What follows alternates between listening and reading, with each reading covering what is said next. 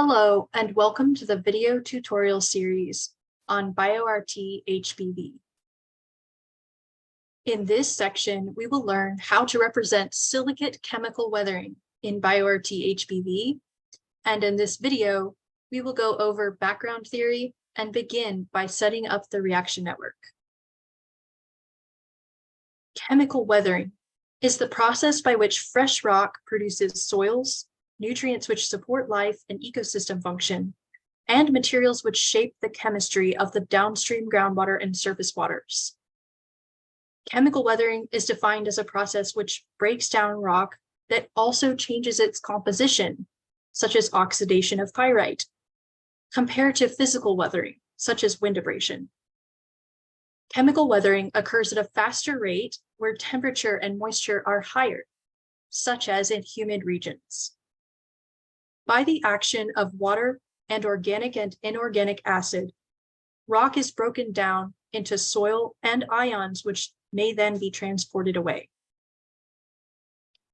There are three main processes by which chemical weathering occurs. The first is called solution, also sometimes called carbonation when referring to carbonate rock, and that occurs when rock is dissolved into ions. Hydrolysis occurs when rock is broken down in place, forming new minerals, such as in saprolite formation.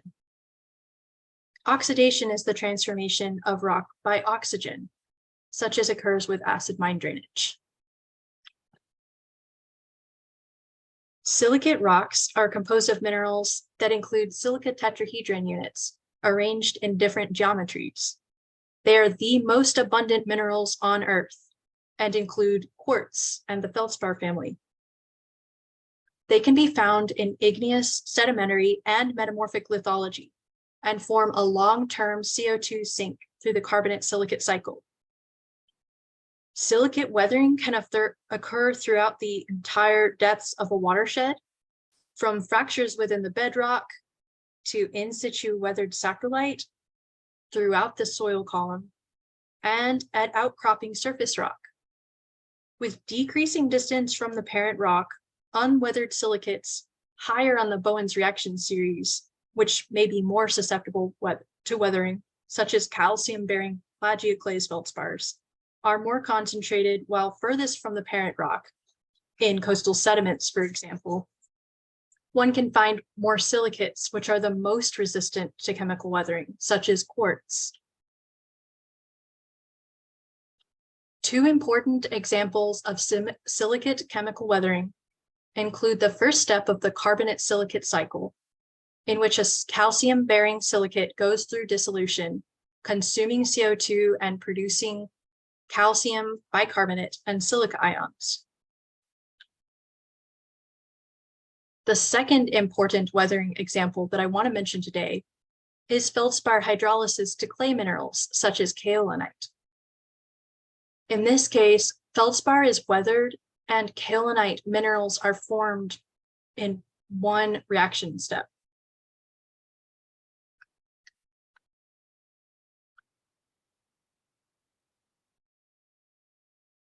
So how will we represent chemical weathering of silicates in the BioRT-HBV model? First, let's review the basics of the BioRT model. The model reflects a conceptual model of a watershed with three flow paths for water. Precipitation minus evapotranspiration becomes a part of the water balance in this conceptual catchment and can travel to the stream along one of three water flow paths. The first is a fast surface flow path where water does not have time to react with the surrounding rock and biology. This path is just called the surface. The second flow path is a shallow subsurface interflow path where water flows during and after rainfall events. Along this shallow path, water interacts more with biology than with rock. And the flow path has time for some reactions, such as aerobic respiration of soil organic carbon or anorthite weathering, etc. This is also called the shallow zone. The third path is a deeper flow path in the deeper subsurface from which the stream is fed during base flow conditions. Along the deeper zone, the water interacts more with rock than with biology and takes a longer time before entering the stream. Here, the water has ample time for reactions to take place. We call this the deep zone. Water enters the 3 flow paths in BioRT depending on the flow results in the calibrated HBV light model. And based on the initial concentrations that we set up in our input files for each species of interest, such as anorthite, and the reactions that we set up, the water flowing out of each zone will have some sort of discharge Q and some concentration C. Finally, all 3 zones are going to contribute their flow and their concentrations to the stream each day, depending on the hydrology results. And the stream discharge and concentrations for each of our species will be determined by a simple mixing equation. Let's talk about representing silicate weathering in our model. There are many different ways to conceptualize the silicate weathering at the catchment of interest, and what you choose to use will depend on your available data, the local lithology, and your scientific question. One approach is to model the dissolution of a specific mineral which is widespread at your site, such as plagioclase feldspar. Since sodium and potassium-bearing feldspars are easier weathered than quartz and mica and much more abundant than biotite and mica, this approach could assume that the feldspar that you look at is one of the most important minerals producing solutes, especially when we are considering decadal timescales and catchment size spatial scales. A note, I'm going to be using anorthite in this example rather than a sodium or potassium bearing feldspar. In the BioRT-HBV model, the subsurface is modeled as 2 distinct zones in the subsurface, the shallow zone and the deeper zone. As you set up your reaction network, you'll want to think about the process you want to model and how that will look depending on the depth in the subsurface. For instance, we could represent 2 different weathering reactions or different stoichiometry depending on the vertical depth, simply by writing 2 different reactions and putting those into our input files for the 2 different zones. However, in this tutorial, we will use the same reaction and initial concentrations in both the shallow and deep zones. And we're going to start with this very simple anorthite solid is reacting to produce some sort of stoichiometric coefficient calcium ion plus some sort of stoichiometric coefficient and silica ion. Starting simple has some distinct advantages. Since we're dealing with catchment scale modeling with high levels of heterogeneity, we cannot be sure of what minerals are present along the flow paths or which reactions are dominating. By simplifying, we're going to embrace the uncertainty in the subsurface composition and structure and look at the catchment as an integrator of many lumped processes, which will be reflected in the stream concentrations. Once we begin with a simple approach, we can add complexity as needed until the model is complex enough to explain the observed data. Another advantage is that when learning the BioRT modeling software, a simple model will be easier to understand and easier to debug. Next, let's look at how to set up the reaction network for the anorthite weathering reaction.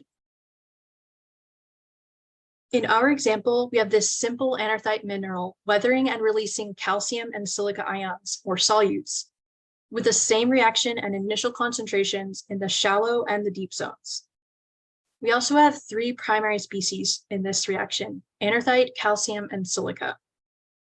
We'll also add pH later in order to have the BioRT code run. Next, let's look at the reaction rate equation for this reaction. As the reaction proceeds through time, moles of the right-hand side species or products are released into the water from the mineral reactant on the left-hand side. The rate of moles per second for each species produced is described using R, reaction rate. which is in moles per second units. In the BioRT model, we're using transition state theory kinetics.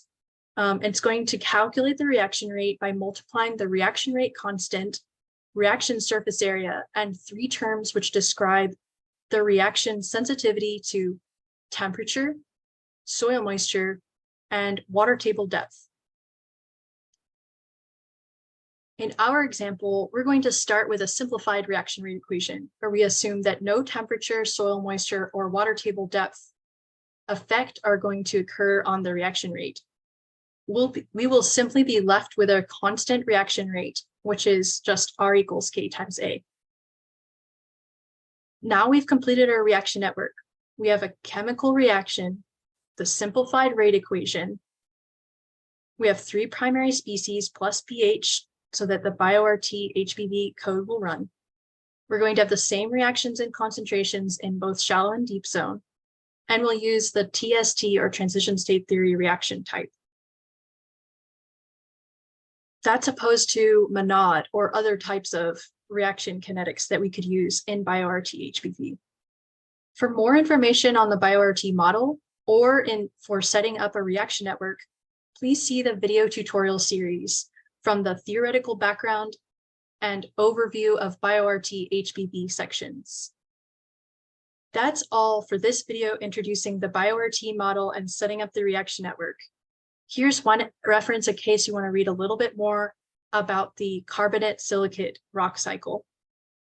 In the next video, we will go over how to set up each input file for running our BioRT simulation of silicate weathering. See you then.